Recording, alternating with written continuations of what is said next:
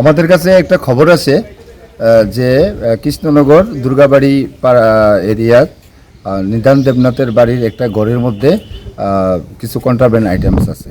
তো সেই মোতাবেক আমরা প্ল্যান করে এফএসএল টিম এবং এক্সিকিউটিভ ম্যাজিস্ট্রেট, তারপরে বিএসএফ, আমাদের পুলিশ, তারপরে মনোবাজার থানার ওসি, আমি নিজে আমরা এখানে ঘটনাস্থলে আসি।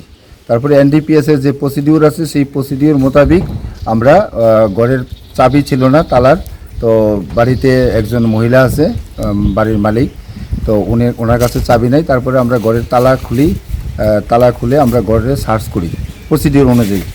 সার্চ করার পরে আমরা ঘর থেকে 15 কেজি 180 গ্রাম গাঞ্জা এবং 231 বোতল ফেন্সিডিল আমরা উদ্ধার করি।